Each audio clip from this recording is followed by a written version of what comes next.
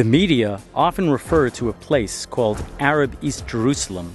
Sometimes we are told that this is a city that was conquered by Israel in 1967, as if that is the only claim Israel has to the city. But let's take a few minutes for some honest reporting. The term Arab East Jerusalem is not historically accurate. We have thousands of years of history of a single undivided city.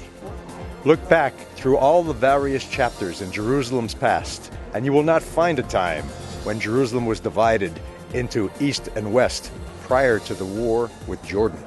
We have archaeology, historical accounts, records that prove over 3,000 years of undivided Jewish existence here in Jerusalem. You can go to archaeological digs and find evidence of over 3,000 years of Jewish life. You can find places in the areas that are today called Arab East Jerusalem, where King David lived. The wall behind me is a part of the palace that King David lived in, and yet even the very existence of King David is today being questioned. The fact is, the division of Jerusalem into east and west only began in 1948 with the invasion of the Jordanian army, who erected walls here of concrete, barbed wire, and put in minefields. This division only lasted 19 years. We have eyewitness testimony from those whose families lived for generations in what is called Arab East Jerusalem, and who were expelled from their homes by the Jordanian army. I was born in 1942 in Old Jerusalem. We were like 8 generations at that time.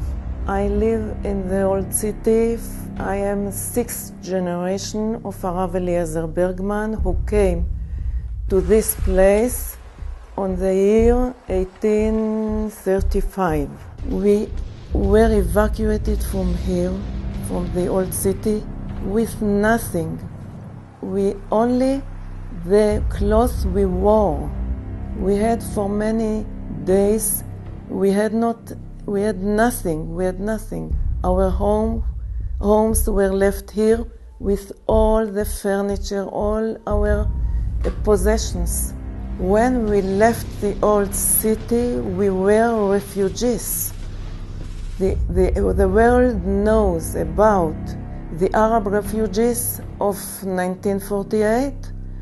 There were also Jewish refugees, and I was one of them. The last day of the war, which was ceasefire, my grandfather brought the last water, and the Arab already were on top of the roof of the synagogue, and they killed him. For 19 years, we could not get into the old city. Our Jerusalem was divided in two. It's the first time in the history of Jerusalem that this city was divided.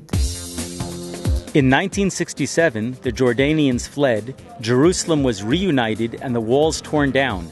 Jews could once again return to their holiest places. Far from creating a new situation of occupation, the war re-established a status quo of an undivided city. Today, few people even know where the dividing line was.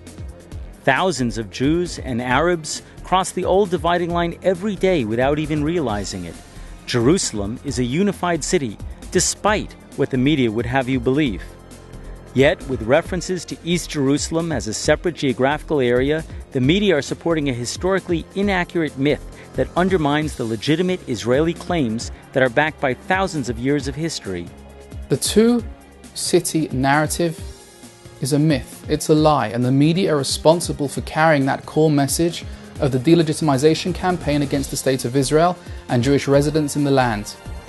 To refer to the city as if there are two distinct sides is wrong.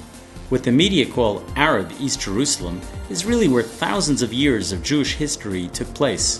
Don't let the media distort the real history of Jerusalem.